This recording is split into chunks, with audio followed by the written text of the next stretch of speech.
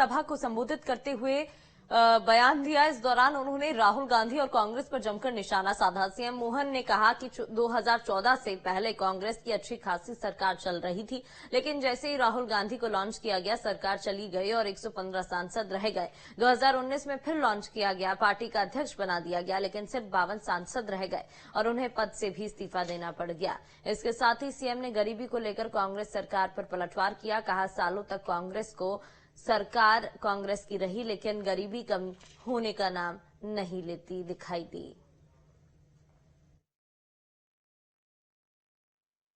लेकिन जब से राजीव गांधी के बेटे राहुल गांधी जी आ गए, तब से हमारी पार्टी रोज बढ़ती जाती है और हमको समझ में आया मुहावरा कायम के लिए बनाया।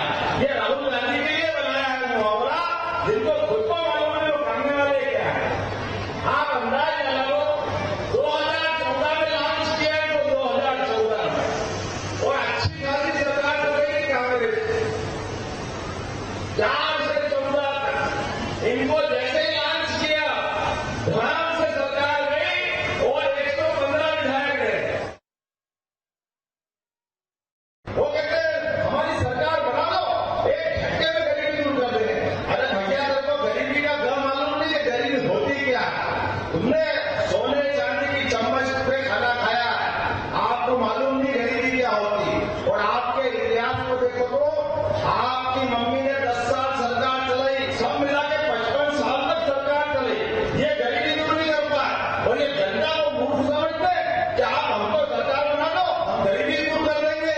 ये झूठ चलेगा नहीं, जनता हिसाब करना जानती है।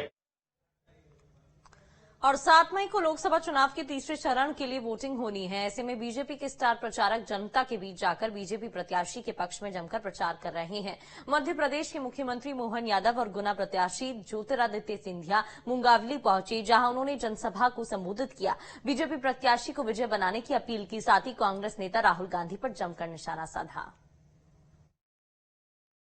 अटल बिहारी वाजपेयी ने कहा है कि हार जीत तो चलती रहेगी, हार जीत तो तभी होती है जो लड़ाका मैदान में पहुंचता है। जब वो पहले ही रण छोड़ दे, वो काहे के हार जीत का आनंद लेंगे, उनकी कोई चिंता नहीं है। आप बताइए, जिनके नेतृत्व में सपना देख रहे हैं कि कांग्रेस जीतेगी और कांग्रेस जीतने के बाद इनके नेता पप्पू प्रधानमंत्री बनेंगे।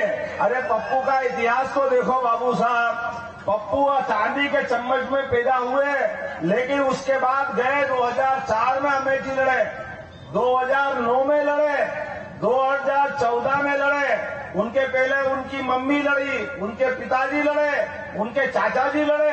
ऐसी खानदानी सीट से लड़ते भले आए, लेकिन मोदी की आंधी में जब 2014 में इनको लॉन्च किया, ऐसे रॉकेट है कि ये ऊपर जाते ही नहीं, फुस होकर नीचे आ जाते हैं।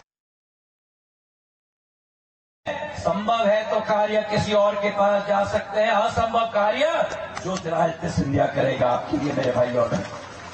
और आज ITI भवन दिया है, सिंचाई की योजना मल्हारगढ़ की, एक विकास और प्रगति की योजना मुंगावली के लिए बनाई है। और आपको मैं विश्वास देता हूं, आपका आशीर्वाद रहे 7 तारीख को, तो जो आप मांगोगे वो भी मैं करूंगा, और जो आप नहीं मांगोगे वो भी सिंधिया परिवार का मुखिया आपके लिए करेगा मेरे भाइयों।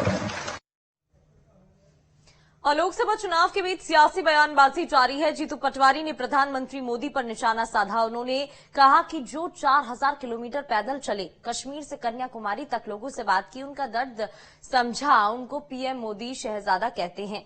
जो 2 से 3 हजार रुपए की टी शर्ट में लगातार पिछले 10 सालों से पीएम मोदी की नीतियों के खिलाफ संघर्ष कर रहे हैं, उन्हें वो शहजादा कहते हैं और खुद को फकीर।